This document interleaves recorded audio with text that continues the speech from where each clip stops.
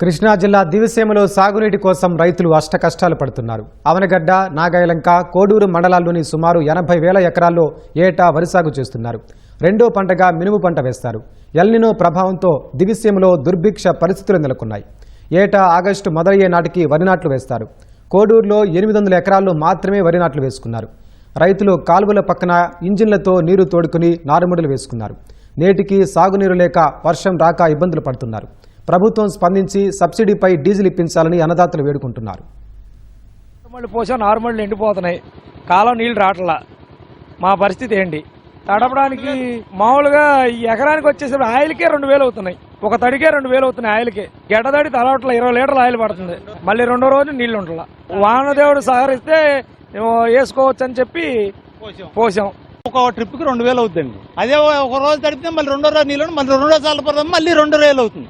గంటకు 250 రూపాయలు. అది 10 గంటలు పడుతుంది, 2,500 అవుతుంది. ఆ నీళ్లు తెల్లారిపాటి గంటలు మళ్ళీ తడుపుతున్నాం. వాన సహకరిస్తలేదు. పైన కనీసం కాలువ ఏదైనా వదులుతారేమో ఆశపడి మళ్ళీ పోసుకున్నాం. అవి చచ్చిపోతున్నాయి. అవి రావట్లేదు, ఈ రావట్లేదు.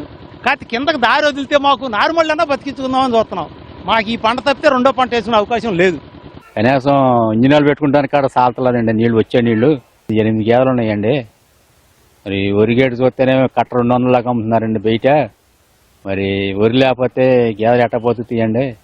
కొంచెం నీళ్లు సహాయం చేస్తే వరి పండించుకుంటాం మేము. ఇలాంటి వాతావరణ పరిస్థితులు 4 నుంచి 5 సార్లు ఫేస్ చేశాను నా లైఫ్లో. కానీ ఈసారి ఉన్నంత అత్యంత ఘోరమైన పరిస్థితి ఎప్పుడు మేము ఫేస్ చేయలేదు. ఎల్నినో అనేది 6 months బిఫోరే మనం ఐడెంటిఫై చేయడం జరిగింది.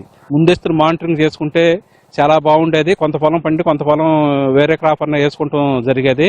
4 నుంచి 5,000 ఈజీగా అవుతుందండి ఎకరానికి. దానికి ట్యూబుల్ ఖర్చు, ఇంజినాల ఖర్చు మినిమం 5,000, 50 లీటర్లు మినిమం అవుతుంది. కనీసం 5 లీటర్ల డీజిల్ అన్నా సబ్సిడీ మీద సప్లై చేసి కొంచెం రైతులను ఆదుకోవాల్సిందిగా ప్రభుత్వానికి విజ్ఞప్తి చేస్తున్నాం.